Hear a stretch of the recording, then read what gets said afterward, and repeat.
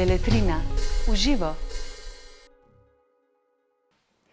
Lepo pozdravljeni v Beletrini v živo. Danes bomo govorili o delu Kristine Morales, Bojevniki. O romanu se bom pogovarjala s prevajalko dela Veroniko Rot. Veronika, lepo pozdravljena. Lepo pozdravljena. Pred nekaj dnevi je na festivalu Fabula gostovala avtorica Kristina Morales, ena najbolj prodornih avtoric svoje generacije. Želela vas je srečati. Kakšno je bilo pravzaprav to srečanje? Bilo je zelo simpatično. Sicer so bili s Kristino Morales v stiku že prej, zgolj po mailu, ko sva razreševali določene dvome, ki sem jih jaz imela pri prevajanju, pa tudi še potem v času priprave na tisk, ker jo je zanimalo, kako sem določene pojme razrešila, do katerih je veliko pomenilo, da se resnično pomensko čim bolj približajo izvirniku. Moj vtis o Kristini Morales je bil nekako takšen, kot sem si jo predstavljala tudi že prej. Mislim, da je zelo drzna ženska, odločna, provokativna in zelo ostro misleča. In prav takšni so tudi njeni bojevniki. Kdo so pravzaprav bojevniki? Nekje v knjigi zapiše nekako takole: boriti se je preskakovati kolebnico. Kdor preskakuje kolebnico, se bori. Kdor preskakuje kolebnico, je bojevnik. Torej, kdo so ti njeni bojevniki? No, ti bojevniki bi nekako rekla, da je v prvi vrsti so mogoče ta gledališka skupina, ki se bori že na odru in tudi v življenju. Bojevnik je pa v bistvu vsak, ki se upira nekim določenim okostenelim formam. In na nek način je ta boj igra, kot je preskakovanje kolebnice, po drugi strani so pa bojevniki in boj zelo resna stvar. Je pa že tukaj, na primer, prva ta dilema, kako španski naslov sploh prevesti v slovenščino, in tukaj sva se s Kristino tudi posvetovali, kajti bojevniki v njenem pomenskem polju so v bistvu uporniki, gverilci, borci, navezuje se tudi na čisto konkreten boj, na primer karateisti ali boksarji, in v slovenščini je mogoče ta zelo širok pojem težko zajeti. In jaz sem bila v dilemi, ali uporabiti uporniki ali bojevniki ali borci, ampak glede na naš kontekst mislim, da je boj in bojevniki najbolj ustrezna beseda. V španščini, če se ne motim, gre pravzaprav za neko besedno igro, a ne, med bojevniki, kolebnico, combatientes. Kako je s tem pravzaprav? Tako je. To je tudi Kristina pojasnila, da je v bistvu ta igra nastala nekako naključno, kajti komba v španščini pomeni kolebnica, in če dodamo še tientes, nastanejo combatientes, čeprav besedi mislim, da etimološko nista povezani. In to besedno igro je v slovenščino težko prenesti. To naključje, na katerega se navezuje Kristina, je, da je želela vpeljati v gledališko skupino nekoga, ki ima kolebnico, in ta zvok te kolebnice, to udarjanje vrvi ob oder, nakazuje na nek ritem, na neko ali stopnjevanje ritma in na nek udarec, in tudi na nek način na nek boj ali pa na nek udarec. In tako je nastala v bistvu ta besedna igra. No, njeni bojevniki so izšli že leta 2013, v času političnih in tudi siceršnjih družbenih pretresov v Španiji. Lahko na kratko oriševa tisti čas tega dogajanja? Kaj se je pravzaprav dogajalo? Španija je bila takrat v hudi gospodarski, ekonomski krizi, zaradi tega, ker je nepremičninski balon počil. V začetek 21. stoletja so na veliko kupovali in stanovanja in na kredite, ugodne kredite in vse to, potem pa so vse te špekulacije počile. Bančni balon je skolapsirale so bančni sistemi, vse in ljudje so ostali brez vsega. Resnično so ostali veliko družin, predvsem mladih družin, je ostalo brez strehe nad glavo. Morali so vračati denar za stanovanja, ki so jih prodali, niso še zdaleč dobili toliko, kolikor so bila vredna. In to je prineslo v Španijo nek velik obup in tudi nezadovoljstvo in seveda pa tudi brezup mladih generacij, ki niso videle neke možnosti rešitve oziroma nekega prihodnosti v vsem tem, kar je sprožilo tudi proteste, gibanje 15. maja in tako da je bila situacija resnično težka. Ob enem pa so se pokazala tudi vsa ta trenja med temi konservativnimi in bolj naprednimi strujami ali pa konservativnimi in socialističnimi strujami, torej tudi na političnem prizorišču je bilo kar precej pestro. In Cristina Morales se je znašla nekako sredi tega, stara je bila koliko? 25, 25, tako nekaj takega. V bistvu končala je študij, iz Granade se je preselila v Barcelono, kjer je bilo to vrenje in trenje morda še zelo močno, najmočnejše. In nekaj časa živela celo v Scotu in v tem času je tudi napisala te svoje bojevnike. Na nek način polaga veliko upanja prav na mlade, kot si omenila, da so mladi ti, ki lahko z nekim uporom prinesejo neke spremembe. Mogoče je to delno res, ampak mislim, da ti bojevniki, ki lahko prinesejo spremembe, niso samo mladi. Ona je mogoče pisala na ta način zaradi tega, ker je bila ona v taki situaciji in vidi in pozna to resnico mladih in te skupine. Ampak kot sama tudi pravi, pišeš ali doživljaš stvari iz okoliščin, ki se ti v tistem trenutku dogajajo in tudi glede na to, kakšen človek si v tistem določenem trenutku in času. In ona je pač svojo resnico pisala kot mlada generacija. In ali polaga upanje, ne vem, če bi se izrazila na tak način, ker mislim, da to ni ravno način Cristine Morales, da bi polagala upanje. Mislim, da je ona, da je v tej odločnosti, v drznosti, da ne gre samo za da upaš na nekaj, ampak moraš delovati. Mladi morajo biti aktivni. Nekako odgovornost mladih je, da so aktivni, da se uprejo, da spodkopljejo sistem, ki jih je v bistvu spravil v neko brezupno, slepo ulico. Na nek način, tako kot si omenila, veliko je govora o uporu, o boju, ampak po drugi strani pa prav ta upor tudi ima nekakšen ciničen predznak do njega, a ne? Nekako se posmehuje. Zakaj pravzaprav se ti zdi? Po moje tudi tukaj je verjetno odgovor večplasten. Kot prvo, upor je tudi taka beseda, ki mogoče nakazuje samo na neko enkratno dejanje, tudi na neko ali najstniško, adolescentno, nedozorelo dejanje. Upor pa mora prerasti v boja. To poudarja. Mislim, da poudarja Cristina. Ta humor, ta provokacija pa je v tem, da upor brez razloga je pravzaprav smešen in se mu lahko posmehujemo. In humor je tudi neka taktika, da bralca ali pa zdraži.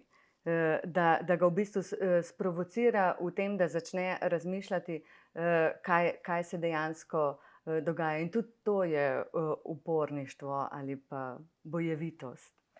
In ko menjaš in to duhovitost in pač kritiko nekega sistema, ki ga tudi sama opisuje, nekako čez celoten roman je čutiti tudi to vprašanje feminizma, položaja žensk v družbi in tudi še posebno v literaturi, ko je govora o neki okrogli mizi, recimo mogoče samo za občutek, tam je okrogla miza avtoric s podnaslovom Tudi one pišejo, z vprašajem, pa potem Kristina pravi, da bi raje spremenila v pa kaj potem, če tudi one pišejo. Kako pravzaprav zastavlja to vprašanje žensk, položaja žensk?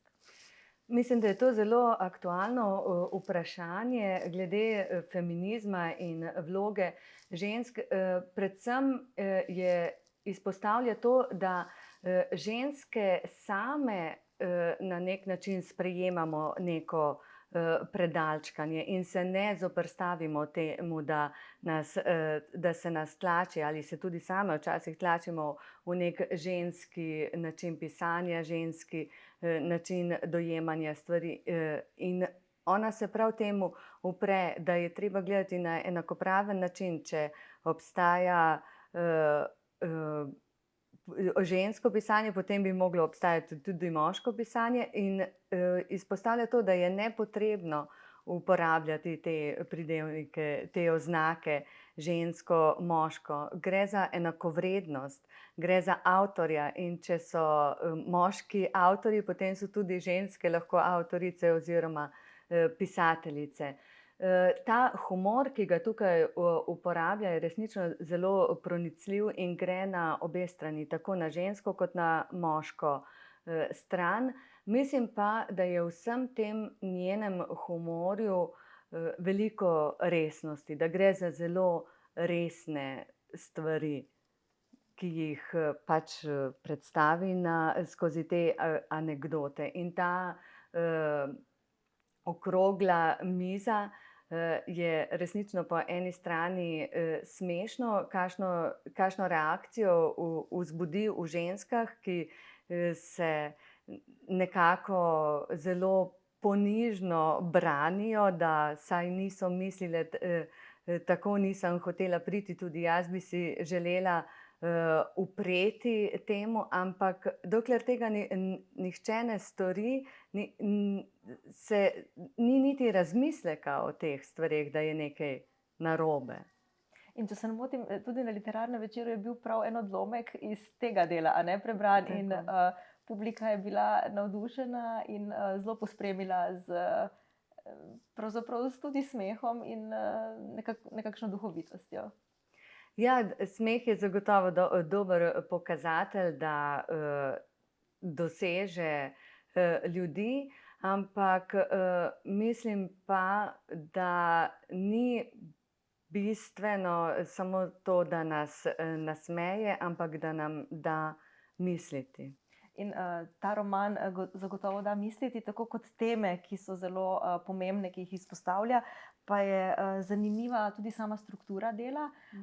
Gre za nekakšen hibrid pravzaprav med romanom in dramo. In tudi, če se ne motim, na Literarnem večeru je omenjala, da ko je pisala, je bila kot nekakšna režiserka predstave, a ne? Ampak da se oba ta žanra pa oplajata. Kako vi vidite to? Bi eno brez drugega sploh lahko delovalo, ali je pravzaprav ta ta skupek ta, ki potem deluje tako, kot deluje? Mislim, da je to, da je ta skupek tisti, ki deluje tako, kot deluje. In če bi bilo, ne vem, ugibanje je mogoče, tudi ni moja stvar, mogoče je bolj vprašanje avtorice, ki je pa tudi povedala anekdoto, da je v bistvu na tak način pisala, ker se je želela prijaviti na natečaj, ker sta bili dve kategoriji. Kategorija romana in kategorija drame. In kategorija drame je bila vredna več nagrada kot za kategorijo romana in je potem ta dva žanra prepletla, da bi lahko se pač prijavila na oboje in morda zmagala. In mislim, da je dobila v kategoriji roman nagrado. Mislim, da je predvsem resnično deluje kot neka gledališka igra Ampak mogoče tudi zato delujejo osebe, ki nastopajo tako zelo močne, realne in tudi dosti bolj jim verjamemo, da se jim to, kar se jim dogaja, dejansko dogaja, da ne gre zgolj za zgodbo. Tako da mislim, da je precej premišljena struktura. Ja, in tako kot sva tudi utegnili avtorico poslušati in spoznati, na zelo zanimiv način govori, pripoveduje in prav takšen je tudi njen jezik, zelo sočen, precej neposreden, mestoma tudi surov. Kako ste se vi kot prevajalka tudi znašli v tem, ste se soočali s kakšnimi posebnimi izzivi? Pač delo prevajalca je, da poskuša čim bolj točno oziroma verodostojno in prenesti iz izvirnika v ciljni jezik. So pa zagotovo tukaj dileme, ker smo mogoče mi včasih v izražanju bolj puritanski ali pa zadržani, kot je ta španski temperament. Ampak mislim, da je tukaj predvsem bistveno, da se ohrani to neposrednost, da se ne olepšuje stvari, neko zvestobo avtorici. Zaradi tega, ker mislim, da je tudi avtorica je zelo zvesta svojim čustvom, svojim mislim, da je zelo iskrena. In mislim, da je to potrebno prenesti, to iskrenost tega njenega izražanja in strukturiranja in stavkov besed in same zgodbe. Tudi nekateri deli so v izvirniku napisani tudi v angleščini in francoščini, če se ne motim. Tudi vi ste tako pustili. S kakšnim namenom pravzaprav mislite, da je na ta način bilo napisano? Kot nek paralelni svet je želela ustvariti avtorica. Kako ste vi to doživeli? To je tudi v tem primeru gre mogoče za te intertekstualnosti, zaradi tega, ker ko govorijo o gledališču ali pa o teh debatah o gledališču, se nanaša tudi na neke druge avtorje, ki jih pač bralec zazna ali ne zazna, odvisno od njegove izobrazbe, od njegovega poznavanja ali gledališča ali določenih pač literarnih struj.